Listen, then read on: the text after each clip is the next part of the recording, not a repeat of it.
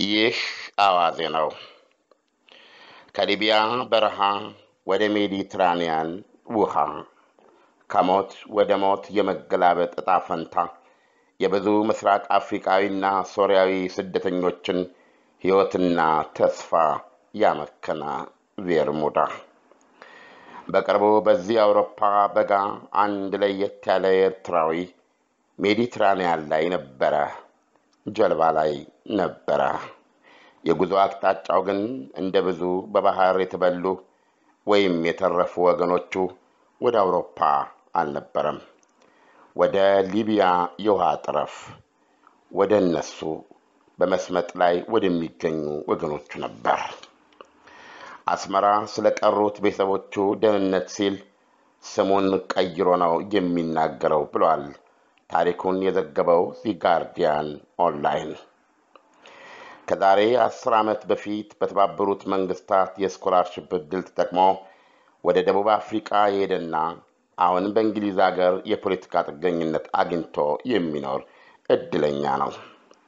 ደቡብ አፍሪካ የተላከበትን ትምህርት አጠናቆ በጥሩ ሁኔታ ላይ የሚገኘው ይህ የ38 ዓመት ጎልማሳ ኤርትራዊ በተቀየረ ስሙ ዳዊት የድንበር የለሽ ሐኪሞች ቡድን ባዘጋጀው የነፍስ አድን ጀልባ ውስጥ በጎ ፈቃደኛ ሆኖ ከተቀላቀሉት ውስጥ አንዱ ነበረ። በሜዲትራኒያን ባህር ሰርክ ማለቃቸውን ስለሚሰማው ወገኖቹ ቦታው ደርሶ እሱም እንደ ዜግነት ሊያድናቸው የሚችለውን ያህል ለማድረግ ተሳፈረ። በሙያ አካውንታንት የሆነው ዳዊት በተሳፈረባት ነፍስ አድን ጀልባ ውስጥ ሆኖ አንዲት ያጋደለችና የዘመመች የስደተኞች ጀልባ አየ። ቀረቧት። ከውስጧ በትግርኛ ቋንቋ የሚናገሩ ሕይወታቸው አደጋ ውስጥ የወደቀ ሰዎች ድምፅ ይሰማል። ያጥለቀለቀኝን መሸበር ዋጥኩት ይላል ዳዊት። ከዚህ ጀልባ የላይኛው ክፍል በታች ያለው ክፍል ውስጥ ፍጹም በሆነ ጨለማ ውስጥ 150 ኤርትራውያን ጭቅ ብለዋል። 6 ሰዎች ብቻ እንድትይዝ በተሰራችው የአሳ መጫኛ ጀልባ ላይና ታች ክፍሎቿ 347 ኤርትራውያን ተጠቅጥቀዋል። ከነዚህ ውስጥ ገሚሶቹ በመስኮት አልባዋ ጀልባ የላይኛው ዝግ ክፍል ውስጥ ችምችም ብለዋል። ብዙዎቹ ሴቶችና ሕፃናት ነበሩ። ከመካከላቸው አንዱ ውስጣችን ሞቷል፣ ለማምለጥ በመሞከር ሂደት ውስጥ ብንሞት ይሻለናል ብለን ነው። በኤርትራ ነገሮች ተበላሽተዋል አለኝ።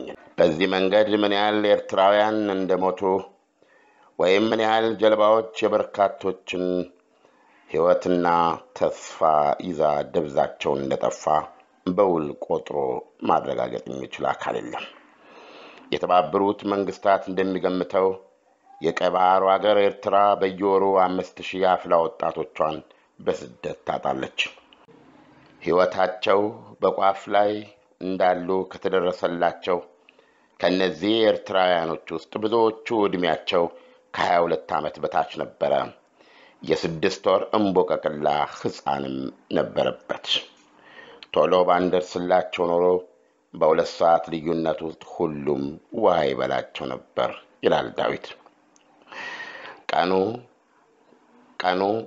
2 ወር ወደ ኋላ ሄዳችሁ በፈረንጅ ጁን 19 ከጠዋቱ 1 ሰዓት በኋላ ላይ ነበረ። ብዙዎቹ ያችን ጀልባ የተሳፈሩት ሁሉ ሜዲትራኒያንን በሕይወት እንወጣለን ብለው ያሰቡ አልነበረም ይላል ዳዊት። በብዛት ሁሉም መሞታቸው የማይቀር መሆኑን ራሳቸውን ያሳመኑ ነበሩ። በሕገወጥ አስተላላፊዎቹ የታደሉት የነፍስ አድን መንሳፈፊያ ጃኬቶች ላይ በቁጥር በጣም ጥቂት ናቸው። ይሄ የደረሳቸው ኤርትራ የቀሩ ቤተሰቦቻቸውን ስምና ስልክ ቁጥር እንደምንም ጽፈውበታል።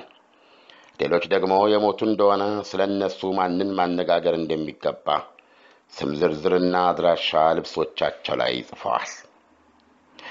ከአደጋ ጊዜ ተጠሪ ዘመዶቻቸው ስልክ ቁጥር ጎን መልእክት ያስተላለፉ በርካቶች ነበሩ።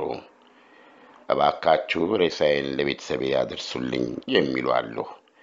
ሌሎችና በብዛት ግን እማ እወድሻለሁ። ሁሉም ተርፈዋል። ይህ አዋዜ ነው።